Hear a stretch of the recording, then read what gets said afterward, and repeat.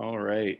Well, first, I'm Ben Lyman. I'm a transportation planner for the Greater Madison MPO. I'm going to kick things off today and wrap up at the end of the day. Otherwise, I will also be watching the Q&A, or I'm sorry, watching the chat for your questions and kind of moderating those and make sure you get answers. Otherwise, the other lovely staff at our partner agencies will be taking care of most of the presentations today. So once again, welcome and thank you for joining us for the first ever joint webinar hosted by the Capital Area Regional Planning Commission and the Greater Madison MPO. We're very excited to make the work we do more accessible and useful, and hope this introduction to our work will lay the groundwork for increased coordination and communication between our agencies and local communities at every level. A few housekeeping items. All the participants are muted, so you can go ahead and cough and make coffee and you won't be disturbing anything. Feel free to introduce yourself in the chat. Please also put questions in the chat so that everyone can see them and responses to them. As I said, I'll be doing my best to keep up with questions that are posted there, providing resources, answers, directing to other staff. But otherwise, we'll be holding off on having other folks answer questions until the end of the section. And again, questions in the chat will be part of the recorded webinar, but in the Q&A, it appears they aren't. So in order for that information to be there for posterity, please do put your questions in the chat. If it's a quick clarification, we'll do our best to answer it during the presentation. Otherwise, it'll be at the end. There will be 3 polls during this to help us learn who is in the audience today and what topics interest you. And the presentation slide decks and a recording of the webinar will be available for review at your convenience afterwards. So to kick off the first poll, would you please tell us who you are? I'd like to know basically what of these options best suits or describes your relationship to local planning, infrastructure, why you're interested in what the MPO and CARPC are doing. You may wear many hats, but if you could just go ahead and select the one you think that best suits, that would be great. Give it another moment here, and Caitlin will close that out when it appears most folks have, or all folks have answered.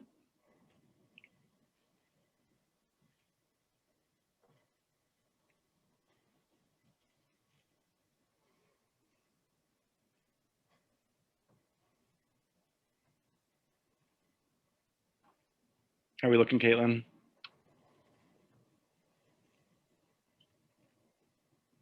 I think we have the majority here, so I'm going to go ahead and end the poll. Share results. All right, so looks like about 1/3 of the people here are with local or county government staff. And then about 20% next being elected officials. Thank you for being here. And then commission, committee, board members, and federal, state, or other agency public staff combined make up about another 30%. So this is really helpful to us to help tailor our message and understand who's interested and who wants to be here. And then the 2% of business organization members and 6% of student or education. Great to have you guys as well. We definitely want to be a resource for your types of organizations as well. So although our primary audience is definitely local staff and elected officials, we're here for you too. So if you have any questions, any needs for data, please reach out and let us know. With that, I think that we can close that poll. And I'm going to turn things over to Bill Schaefer. He's the planning manager at the Greater Madison MPO, and he's going to give a little background on the 2 agencies and how we work together. Thanks, Ben. Welcome again, everyone. We're thrilled at the response to this webinar invitation. So some of you may be wondering about the relationship between our agencies and how this joint webinar came about. The former Regional Planning Commission served as the MPO actually for many years until 2000, when the MPO's transportation planning function was split off and a new MPO policy board was created. While the 2 agencies continued to coordinate our planning efforts, in late 2017, the boards of the 2 agencies created a work group to identify ways to more fully integrate our land use, environmental, and transportation planning efforts. A report was issued in 2019 with recommendations which we have been implementing, starting with the co-location of the staffs in late 2019. We aligned the planning cycles of our long-range plans which we have begun work on, and then last year we went through a joint rebranding of the agencies and have begun work to implement recommendations from that process. And this webinar series we are kicking off today is an idea that came out of that rebranding process. I'm now going to turn it over to Steve Steinhoff to start the presentation on the Capital Area Regional Planning Commission. Well, good afternoon, everybody. I'm Steve Steinhoff. I'm the agency director for CARPC, and like Bill, I'm really excited that so many of you were able to join us today. I'm going to give a quick brief overview of what CARPC itself, and following that, other staff will describe briefly some of our work that we thought might be of particular interest to you, our comprehensive planning services, our water resources planning, and our data and mapping work. So I'll start with the basic questions of who, what, and why. First, the who. CARPC is an independent unit of government. We're one of 9 RPCs in the state formed under state law. When local units of government petition the governor, who then issues an executive order, which creates the RPC. Our 13-member commission is appointed by the mayor of Madison, Dane County Executive, Dane County Cities and Villages Association, and Dane County Towns Association. We are a relatively small agency with 8 full-time staff. Our mission answers the question of what? CARPC engages communities through planning, collaboration, and assistance. We do that because a region gains strength by working together and sharing resources. Our vision answers the why. We do what we do to foster a region where communities work together to solve regional challenges and thereby create an exceptional quality of life for all. We focus on promoting efficient use of land and preserving and enhancing water resources. And we do that through preparing and promoting regional plans and by supporting local planning efforts. And we carry out those functions through 2 divisions. The Community and Regional Planning Division prepares and updates a regional development framework. That's an effort that's ongoing right now, which many of you are probably aware of. It serves as a guide to local planning and development with the intent of aligning those activities towards our shared regional goals. The Environmental Resources Planning Division updates, maintains, and promotes implementation of the Dane County Water Quality Plan. That is adopted by the Wisconsin Department of Natural Resources, and you can see some of the components of that on the screen as well. And that is my brief overview, and with that, I will turn it over to Caitlin. Great, thank you, Steve. So I'm Caitlin Shanahan. I'm a community planner with CARPC, and I'm going to get us started today with an overview of the services that CARPC provides to support local comprehensive planning. All right, so starting with the basics, a comprehensive plan is a long range, usually 20-year planning document that defines a community's values, goals, and vision for the future. It is not a regulation in and of itself, but it does provide the rational basis for all the local regulations that determine land use. So your mapping, subdivision, zoning ordinances all need to be consistent with your community's comp plan. Comp plans are required by law in our state, and the 3 big requirements laid out in the legislation are that plans have to cover 9 core elements, they need to include public participation, and they need to be updated at least every 10 years. So comprehensive plans are important. They are required by law, but there can be some challenges to maintaining an up-to-date plan. A big one being that although the state did offer some planning grants when the law first went into effect back in 2000, there hasn't been any funding available since 2010. So unfortunately, that leaves communities to shoulder the financial burden of meeting that 10-year update requirement. So we're not getting any grants. A lot of communities, especially the smaller ones, they might not have room in their budget to hire a consultant. They might not have access to data and tools in-house that they need to complete an update. They might not have full-time planning staff who can absorb the work of an update. And it is a lot of work. The requirements can be a lot to sift through. There's a challenge in making sure that you're covering all your bases, but still creating a plan that is useful for your community. It's not just going to sit on a shelf. And finally, comprehensive plans have their limits. You know, they primarily focus on the area within municipal boundaries. But as we all know, communities often have to deal with things that don't conform to those boundaries. It can be really challenging to coordinate with other communities, with other government agencies, especially on things where there's no one entity that's clearly responsible for managing that issue or for leading a collaborative process. So how can CARPC help alleviate some of these challenges? Well, first of all, when we collaborate with a community on a planning project, we customize our approach based on the community priorities. So we're a government entity ourselves. We totally understand constraints. And so we try to keep that in mind when tailoring our approach to effectively meet community goals, to fulfill those state requirements, but still to be practical and of course, cost conscious. So maybe this means we help with the whole update process, or maybe it means we just help with one component where you need a little extra support, like updating your maps or running a public meeting. We also offer tools, skills, and expertise that a community might not have available in-house, but that they can then access through partnering with us. So our staff, we're familiar with the regulations. We are familiar with other plans. We've got access to data and specialized tools, some of which Sean will go through later on in this presentation. We have mapping and design software, so all kinds of things that really help to facilitate a smooth and informed planning process. And finally, CARPC has the ability to coordinate joint planning projects involving multiple municipalities. So we can come in and act as that kind of neutral coordinating force to bring stakeholders together and manage the logistics of a joint process. All right, so a couple of examples that we worked on recently. The Village of Maizomanie recently adopted their comprehensive plan update in December. In that case, CARPC was hired as a subcontractor by the private consultant who was overseeing the whole update process.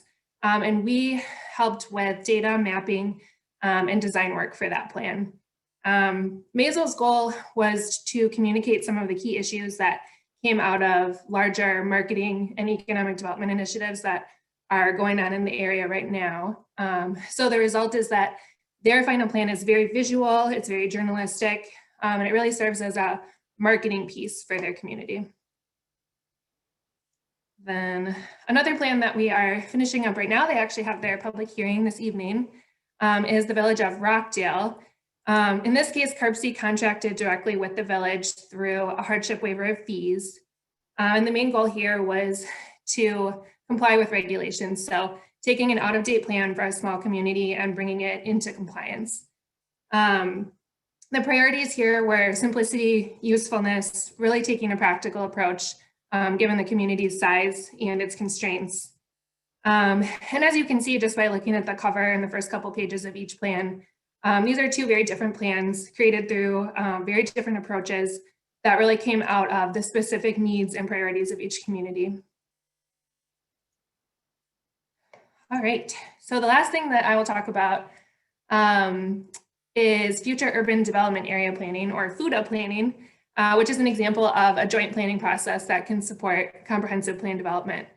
So FUDA planning engages neighboring jurisdictions in a joint planning process to consider alternative development scenarios. The three kind of big goals of this process are to protect natural resources, promote efficient development, and preserve farmland. And the hope is that approaching these goals through cooperative planning for long-term growth will lead to a smoother process for expanding service area boundaries in the future. So the FUDA process is guided by a joint steering committee that's made up of members from the participating communities. That steering committee is supported by a staff team, so CARPC and local community staff that coordinate the technical details and the logistics throughout the process. And then of course, there's the option to involve the broader public at varying levels as well. Once the process is complete, communities can use the documents and maps that come out of it for their future land use planning. So to kind of broadly identify areas for growth versus areas for agricultural or environmental preservation. The deliverables can also be used to support comp plan updates. So for example, Middleton, DeForest, and Westport have all used FUTA studies as a guide for updating their comprehensive plans. And FUTA products can also be incorporated into local development review processes. DeForest is another example where they use an environmental condition report to prepare a development review checklist for their community. So that is a very quick high-level run-through of CARPC's community planning capabilities, and I will now turn it over to Mike Rupiper for an overview of our water resources planning work. Thank you, Caitlin. Hello, everyone. I'm Mike Rupiper. I'm the Deputy Agency Director and Director of Environmental Resources Planning at CARPC. Today, I'm going to tell you a little bit about our water resources planning program.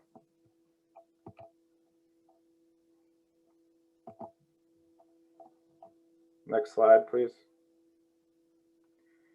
There can be a variety of reasons to develop a water resources plan. Some of the more common include a desire to preserve the recreational, economic, and ecological value of water resources, an aspiration to restore and improve an impaired water body, or a need to mitigate flooding and increase flood resiliency. Planning is a good way to help build consensus, establish priorities, and make the best use of limited resources.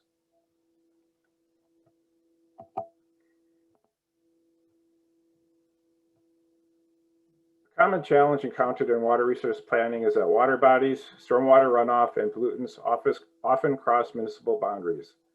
This requires communities to work together for effective solutions. Limited availability of local staffing and funding is often another impediment for these efforts. Balancing the interests of different stakeholders can also pose a challenge in water resources planning.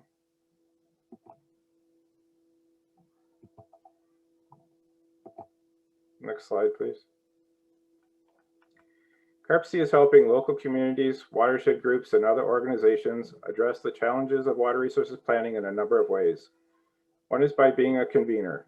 We're helping bring people together to work on common issues, problems, and opportunities. Another is by adding capacity. We can provide the personnel, data, tools, and expertise to support local planning work. The third is providing funding assistance by leveraging our staff time to bring in state and federal grants to support these projects.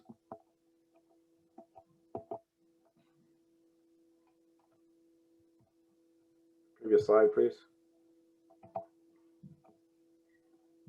Since the creation of CARPC, the Environmental Resources Planning Division has worked on a variety of planning studies and reports on topics including wetlands, wastewater collection and treatment systems, urban stormwater management, and groundwater. While these reports are useful as a compilation of information, the self-criticism is that many of them have been the proverbial plan that sits on a shelf. This is something that I've worked to change since becoming division director, by refocusing our work on more collaborative plan development with a stronger implementation framework.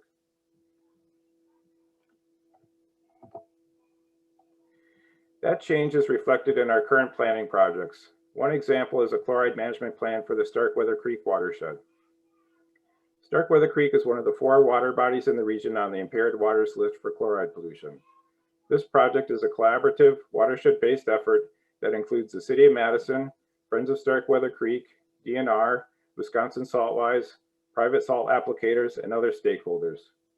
Key elements of the work are monitoring chloride levels to help identify major sources and to track progress. Extensive effort is being put into working with Wisconsin Saltwise on outreach and education to increase the implementation of salt reduction strategies in the watershed. For this project, we've leveraged our staff time to provide the cost share for a $10,000 DNR River Planning Grant to support.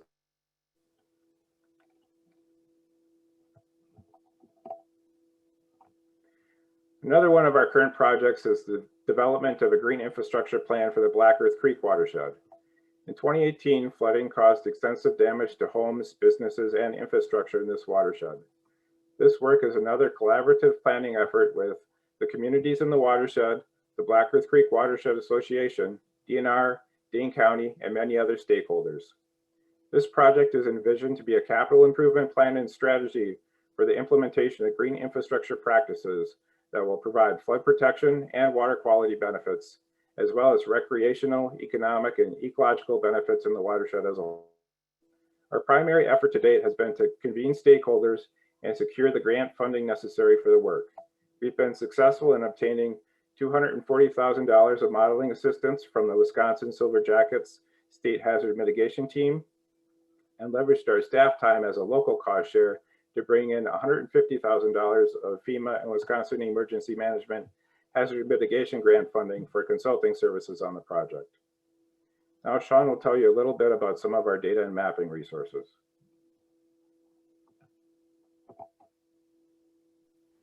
Hi, everybody. So as Mike mentioned, I am Sean Higgins. I'm Senior Community Planner at CARPC. And if I'm honest, I love data and maps. Now, it's possible that not all of you share that enthusiasm, but I'm here to tell you that you should, at the very least, care about having quality data and maps, even if you don't know the first thing about the topics, or you don't want to have anything to do with the content creation yourself. So the old saying goes that a picture is worth 1,000 words, right? Well, I'd like to challenge that a little bit and suggest that while some pictures are worth 2 pages of text, not many are. And as local officials attempting to reach the public with your planning and your policy documents, you're probably keenly aware of how boring some of those documents can be to a layperson if they're not exceptionally well written. Time is short, so are attention spans, and people are increasingly expecting to be able to access content online on their own time. So we as planners need to find ways to make the most of the media that we use, and we need to find ways to make content more engaging. So since most people are unlikely to read a planning document in the first place, the pictures, maps, tables, and graphs that we use need to be worth at least 1,000 words. So no doubt you have questions about meeting that very high bar, and thankfully I have some of the answers for you, and I'd like to preview some of the tools that we can put to use and are using currently that address this issue. First off is MZ. This is an online labor market tool that aggregates industry, education, and occupation data. We recently used MZ to help the Madison Area Sports Commission and Destination Madison quantify the effects of one of their grant programs on the local economy for an EDA grant they applied to. MZ allows you to select specific tourism-related industries that they were interested in, and allowed us to get a sense of the impact that they would have on the economy here in Dane County. The resulting reports detail job, pay, give a comparison between the region, the state, and the nation, detail staffing patterns, give a demographic profile of the workforce, and then finally assess the regional impact of those selections. MZ allows you to ask, what if you change certain parameters in the economy like jobs, earnings, or sales? The report out quantifies the effects of those changes in the number of additional jobs in the economy, the fiscal impact of the changes that you make, and what support industries would possibly gain jobs based on those inputs. CARPC also maintains mapping resources online in our open data portal. There are interactive maps and corresponding data sets there available for download. This urban service area amendment map illustrates when certain areas were added to the sewer service areas, gives you details about the amendment, and then includes links to the approval documentation from both CARPC and the DNR. We also have the corresponding data sets available, the layers available for download. For example, the sewer service area boundary map. They're available in a wide variety of formats. And you can also use the links here, the APIs, to directly link to your GIS. Other maps and layers that are available for download include environmental corridors, potential environmental corridors, and internally drained areas. The last resource that you should be aware of is Tableau. This is a data analytics and visualization software that we use. We're currently using this to bring you an interactive map of area development news on a bi-weekly basis. It currently has a back catalog of about 3 years of articles. You can read everything that's there. You could read only recent stories. You could select a single category of stories or a single community to look at.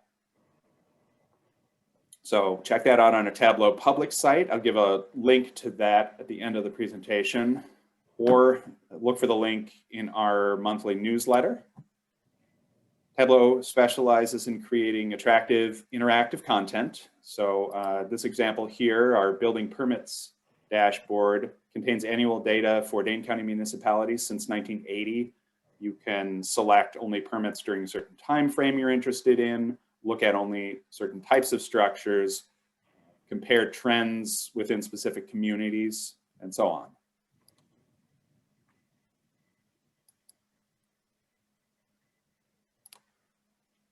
There are a number of different resources available on our Tableau public site. We have data dashboards that receive regular updates.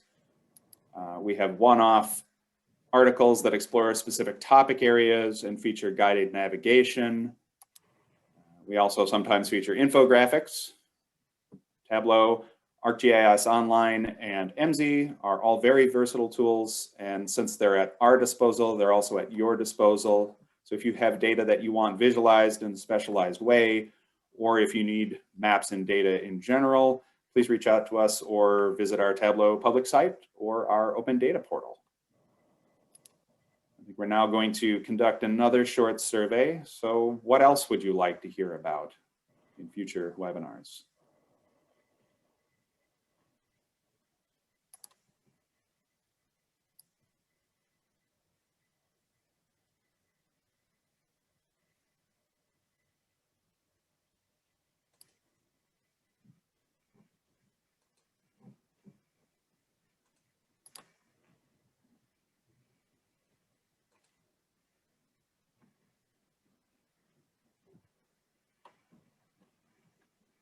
Right, we got about half of the votes in, so I'll leave it open for another few seconds.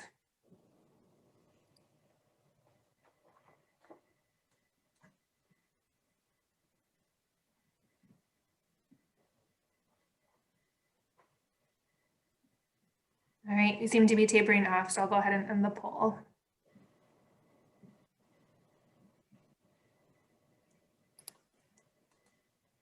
All right, so looks like intergovernmental agreements top the list. Some watershed management interest. Those of you interested in the Dane County land use inventory that we're currently in the midst of. Oh, our regional trends too. Economics of green infrastructure. These are all very interesting topics here. So we look forward to presenting on some of these in the future. I am going to hand it back to Bill Schaefer at the Greater Madison MPO.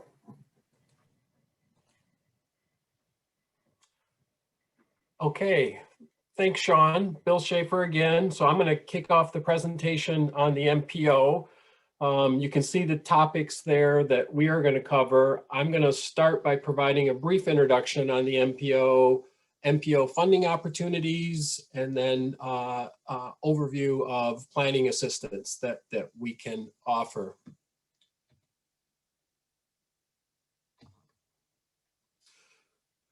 So as part of our rebrand process, we adopted mission and vision statements for the first time, which you can see here, along with MPO staff.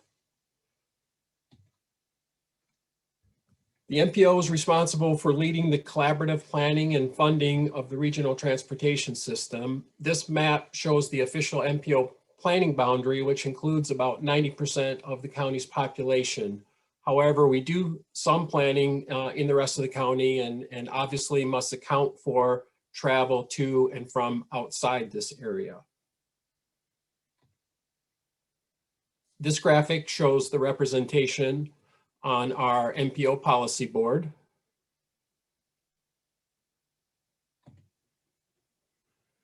The MPO has two standing advisory committees. First, a technical coordinating committee, which consists of federal, state, county, local transportation, public works, and land use planning staff. The committee reviews, coordinates, and advises on transportation planning and projects and issues. And then we also have a citizen advisory committee, which consists of local officials and committee members, representatives of stakeholder groups, other local residents, and provides a sounding board for us on policy issues and a liaison with those stakeholder groups. We are actually currently looking to add some members to our citizen committee. So if there's anyone in the audience that has an interest in serving on the committee, please email me or the general MPO email address. These are the MPO's core responsibilities: providing a forum for regional transportation decision-making, preparing a long-range regional transportation plan, leading or participating in special plans or studies that add detail to the recommendations in our long-range plan. Examples of these include state highway corridor studies, safety studies, and transit and bicycle plans. Approving federal funding for projects through the Transportation Improvement Program, and administering the Transportation Options Program, which you'll hear more about. The MPO does not do these things. I think most of you are aware of this, but just to be clear, we don't build, maintain roads or bike paths, enforce traffic laws, operate transit service, or plan and zone property. So in terms of MPO funding opportunities, the MPO must approve all federal transportation planning funding, but most federal funding is actually programmed or budgeted by the Wisconsin Department of Transportation and Metro Transit. However, the MPO does receive an allocation of federal funding under 3 programs for which the MPO solicits applications and selects projects. The first one, and by far the largest in terms of funding, is called the Surface Transportation Block Grant Urban Program. It provides flexible multimodal funding for most any type of capital project. You can see examples here of projects the MPO has funded through the program in recent years. A few years ago, the MPO did adopt a policy to set aside 10% of the funding for smaller projects that might not otherwise be able to compete with the more larger regional projects that are typically funded. We receive about $7 million a year in funding through this program and have an application process every 2 years.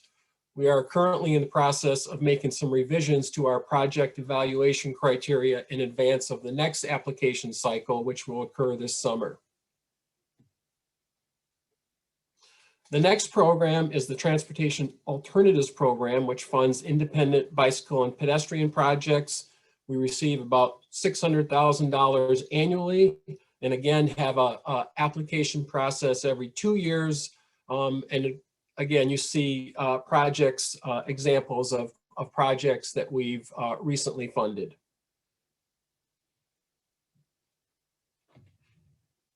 And then finally, the Federal Transit Administration 5310 program, that is for projects, either capital or operating, that improve mobility for seniors and individuals with disabilities by removing barriers to transportation service and expanding transportation funding mobility options. The MPO receives about $300,000 annually and conducts an annual application process for this program. You are going to hear more about a number of these, but this is the list of the types of planning assistance the MPO can provide. For smaller requests, we can fit them into our work during the year, but for larger requests, the best time to make those requests for assistance is when we are preparing our annual work program in the fall for the upcoming year. I am now going to turn it over to Bill Holloway to begin discussion of some of the special studies that we have undertaken recently. All right, thanks, Bill.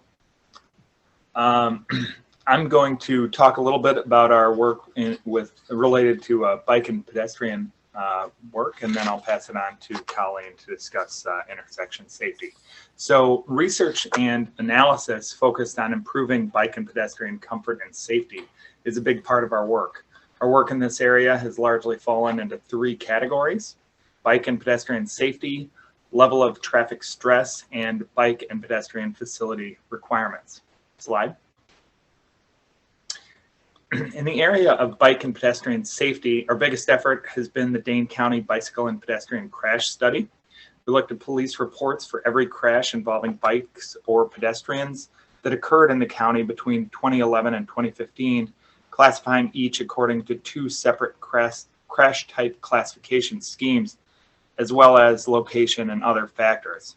With this information, we were able to identify the most common crash locations, crash types, and key risk factors. Slide. Our level of traffic stress analysis involved classifying every street and path in the county according to the level of traffic stress experienced by cyclists. These LTS ratings have been used to inform planning decisions, identify construction detours, and quantify disparities in bicycle accessibility. This data also fuels the low stress Route Finder web application, which helps people choose low stress bike routes. Slide. And recently we've been researching local bike and pedestrian infrastructure requirements, ranging from their physical dimensions of streets, sidewalks, and paths to rules about clearing snow and how the costs of new sidewalks are distributed between property owners and local government. Now I'll hand it off to Colleen to discuss our work on intersection safety.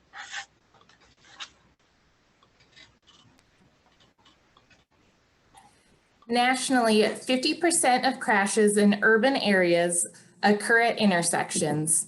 In 2018 and 19, the MPO partnered with the University of Wisconsin Traffic Operations and Safety Lab to do a safety screening of the arterial and collector level intersections of the urbanized area.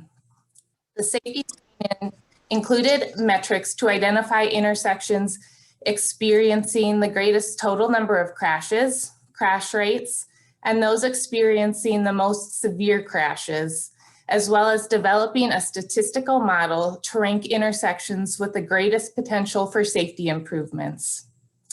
The MPO is again working with the TOPS lab to update this intersection safety screening with more recent crash data, and the TOPS lab will also be developing a spreadsheet tool that can help local agencies identify cost-effective strategies and countermeasures when investing in safety treatments in their communities.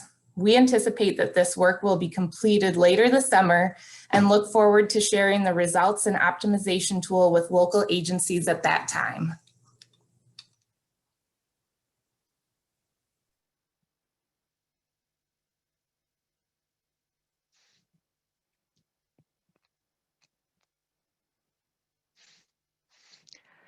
Hi, this is Dan Seidensticker here. I'm going to go over our online data and mapping services that we have available here at the MPO.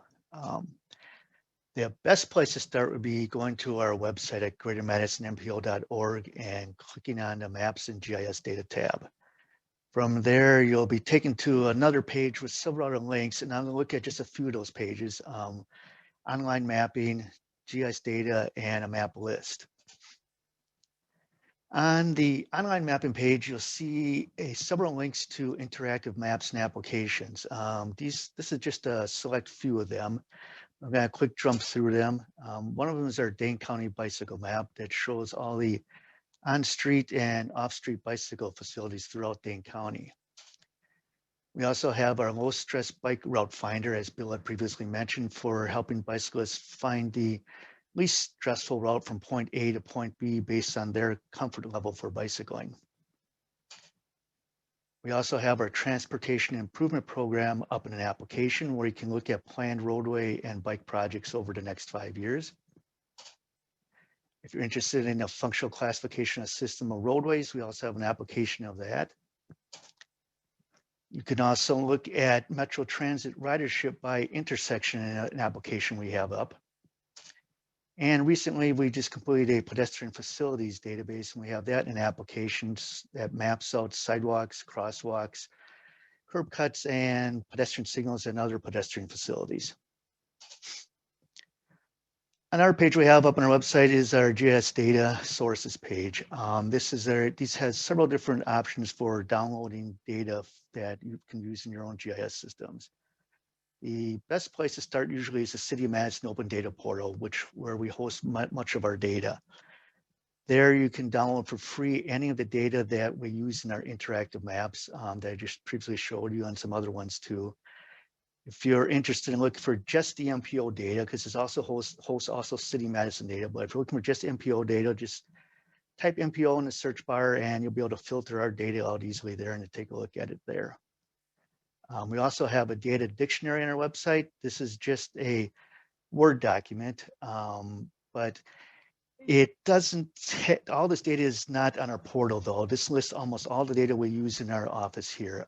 Most of this data is not in the portal simply because it's very specialized and not requested very often, but feel free to browse through that document. If there's anything in there that you'd like to get a hold of, just simply email or call us with a request for that data.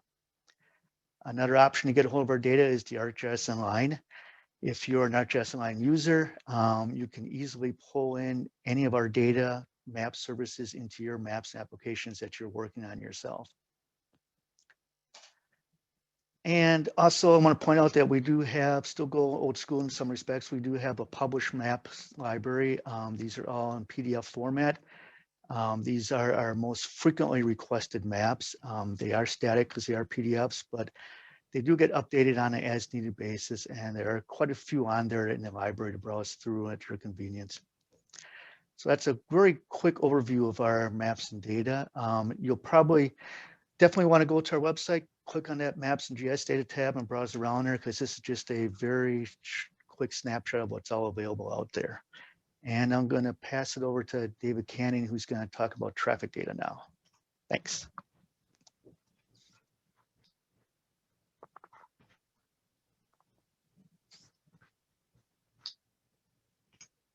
Okay, well, thanks, Dan. In this part of the webinar, I'm going to focus on traffic forecasting and streetlight travel data, and start off with an outline. So first, I'll provide some background information on traffic forecasting services that we provide to local communities. Next, I'll say a few words about our travel model and some of the key inputs.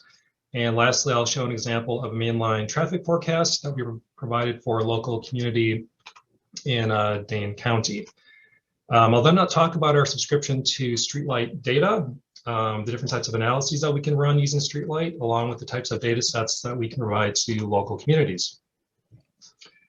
As many of you already know, we use a travel model for all of our forecasts in Dane County. WSDOT takes the lead responsibility for forecasts on state highways, and the MPO takes the lead on forecasts on local roadways. We provide both mainline and turning movement traffic forecasts. We can also provide traffic projections for neighborhood development plans, and also calculate background traffic growth rates for TIAs. So how are traffic forecasts generated? This really is just a very, provides some very simple background information on how that's done. The model is actually very complicated, but essentially Dane County is divided into about 1,200 different zones. Trips are distributed, or rather generated and distributed between zones based upon many different factors. Trips are then assigned to the transit and roadway networks. And there's a base year and a future year in the model, so we can see total growth that happens between those two time periods. So there are several key inputs that we use in the travel model. They're both at the zonal and network levels. Number and size of households, number and types of employees, workers per household, vehicle ownership, land use type. Those are all zonal inputs. And then there's several network inputs like roadway characteristics, transit service, and bike facilities. You'll see that we have some new inputs. Those will actually be incorporated into our new or updated travel model that will be completed in the next couple of months. We've been working with a consultant over the last year on that. So we're very much looking forward to using the new model when it's available. So here's an example of a traffic forecast we provided for City of Fitchburg. In this case, we provided a mainline forecast, and it was done for Lacey Road, Fitrona Road, and Seminole Highway. Forecast year is 2041, but we also included projections for 2021 and 2031, so you could see how the growth occurs over that time period. We also use yearly growth rates for each location, and those growth rates were applied to the most recent traffic counts that were taken. So we certainly need good traffic counts in order to develop, good recent traffic counts in order to develop good forecasts. So I'll just spend a minute or so talking about our subscription to Streetlight data. But first, some background on Streetlight. Streetlight is a company that uses data from smartphones and GPS devices combined with other contextual data that comes from the road network, land use, and population demographics. And then Streetlight uses some very sophisticated algorithms and machine learning to turn that data into metrics that we can use through their platform. And I'm just going to show some of the analyses that we can run using Streetlight in the next slide here. And if there are any local communities out there or WSDOT, if they want us to run an analysis, any of these analyses, we can certainly work with them to do that. So vehicle volume estimates, we can provide that really at any interval down to the 15-minute level. And we can do that for 2016, 2017, all the way up to 2020. And we can also develop turning movement volume estimates, which is often useful if that kind of data is not available. Bike count and transit usage estimates are new. So we're just starting to use that, specifically the transit usage estimates. Origin destination tables and origin destination routing, those are some other analyses we can run. And corridor congestion during peak periods, we can map that. Actually, that's the map you're looking at here on the right for PM peak periods on major arterials in the county, and certainly many other kinds of analyses. So that's really just a brief overview of those topics, and I'm now going to hand it off to Zia. Great, thanks, David. Hi, everybody. So I am going to talk about, so I manage the Rideshare Etc. program at the MPO and work on transportation demand management or TDM issues. I'm going to try to get through my slides here in about 4 minutes so that we'll have time for some Q&A at the very end, and also our final poll, asking you guys about what MPO topics you'd like to hear more about in the future. So Rideshare Etc. is a transportation demand management program of the MPO that focuses on providing information, resources, and incentives to encourage people to choose alternatives to driving alone in Dane County.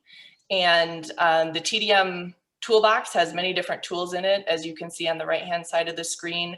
And we really promote all of these and more in some capacity to individuals, employers, and organizations within the region.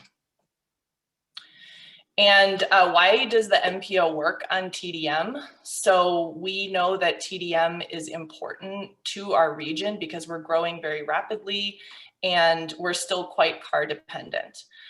So the goal of TDM is to reduce both the total amount of miles that we drive, as well as the total amount of cars that are on the roadways, especially during those peak congestion periods. And TDM is advanced in two main ways, one through marketing and programming, which is really what Rideshare Etc. focuses on, and then also on physical infrastructure design, which many people on this call work on. So TDM is important for a lot of reasons: environmental sustainability, reducing greenhouse gas emissions from transportation, economic development in the region, equitable access to opportunity, so making sure that people have a lot of different ways that they can get to the places they need to go. And then also just reducing strains on our infrastructure and helping us avoid some of those costly roadway expansions and parking garage expansions that tend to come up with growth.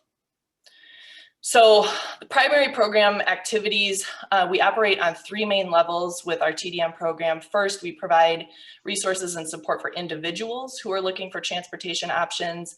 Then we work with employers and organizations like local governments who are interested in promoting alternative transportation to their employees and constituencies. And then we also coordinate with a variety of different regional partners who are also working on TDM. So you see just a few logos here, and these are for initiatives at the city, county, and state levels.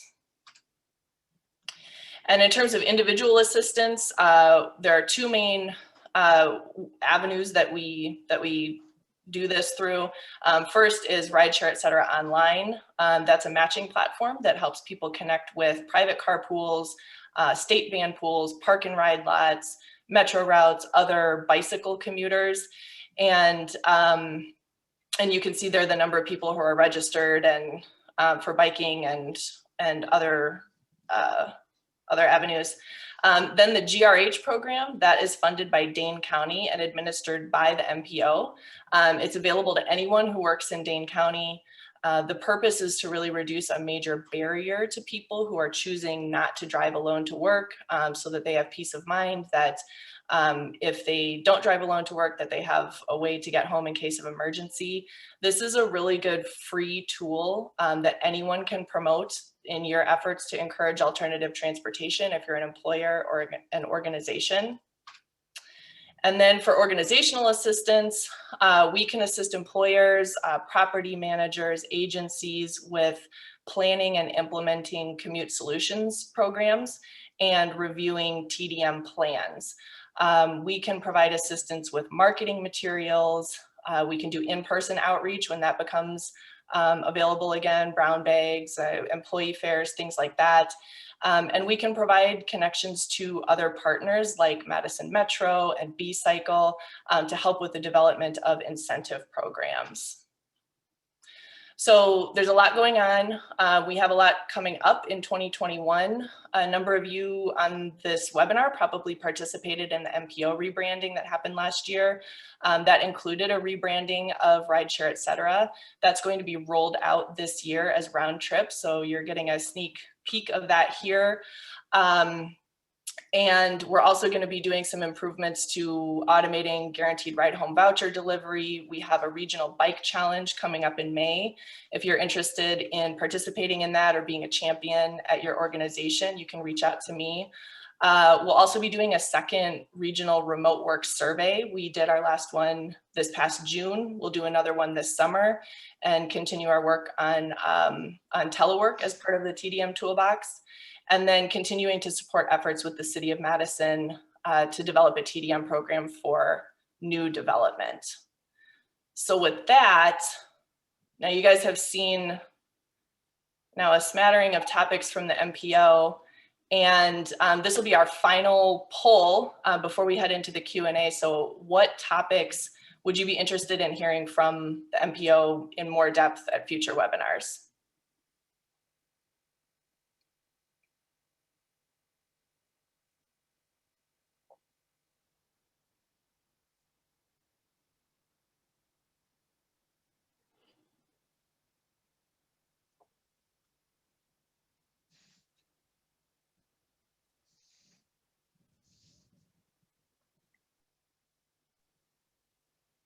Okay, we've got about half of the participants responding so far, so we'll leave it open for a little bit longer.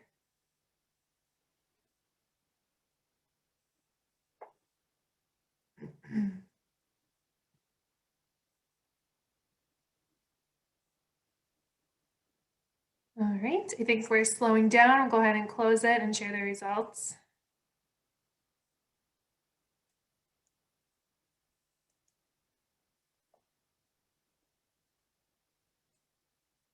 Okay, great. So it looks like public transit options for suburban communities and available funding for those options. That's the #1 topic. Traffic, bike ped safety data, trends, studies. A lot of interest in a lot of these topics. So this is great to see. I'm going to hand it off to Ben, and he will facilitate the Q&A and take us out for the day. Great, thank you, Zia. So we did get a few questions, and of course, this is our first joint webinar, so it's a learning experience.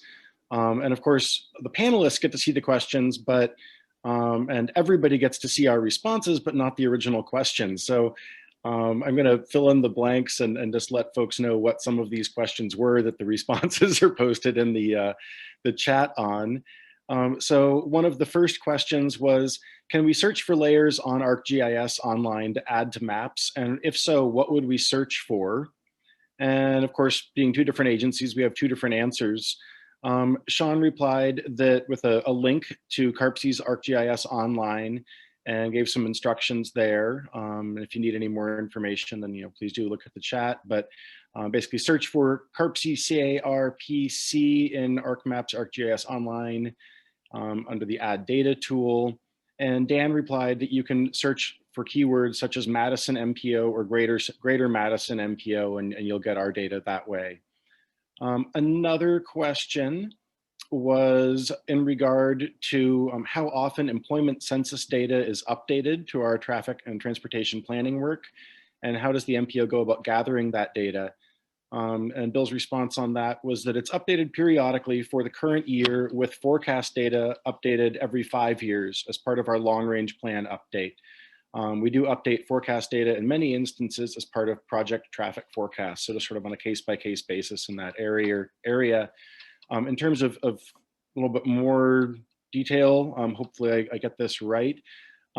We do look at the annual ACS population estimates, and we download all of that data. Of course, the ACS is not as detailed and has a larger margin of error. So depending on the margin of error and the population size, we may or may not want to really use that data. We do our best to use data that we trust. And then, clearly every decennial census updates everything, including often the zone shapes. And then the next question was on the state has consistently underprojected population for Dane County and many of its faster growing communities. Are the traffic projections tied to these population projections? And the answer is that yes, we're required to tie our population projections to what the state has essentially allocated to us. And we're aware of that, but we're required to use their projections. So that kind of is what we have to do. And then the final question was, are streetlight data available for all roads, and are maps available that shows that data? And yes, our subscription is for all of Dane County for that. And one of the really nice things about that data is that we're able to get down to neighborhood street level. And it's not tied to where communities have put out individual counters to monitor vehicle use. And so, yeah, we can get down to very fine grain there with that data. We just need to know what you want to find out about which roads. And then Bill just responded that we use Info USA as the main source for the employment data. So essentially every time that's updated. With that, we are out of time. Do feel free to reach out to any and all of us. If you have any further questions or desire for data, please let us know. We're here to help. I know we're not supposed to say that since we work for government agencies, but we are really here to help. So on behalf of all of us at CARPC and the MPO, thank you for taking the time to join us for today's inaugural joint webinar. We hope it's given you ideas about how our agencies can assist and support your work. Again, please reach out with any questions or requests. We'll be happy to help. And stay tuned for future topic-specific webinars. This was really just the surface of all of what we do. We'll go deeper into individual topics in future webinars, which we plan to host on a bi-monthly basis. Have a great day, and thanks again for attending today.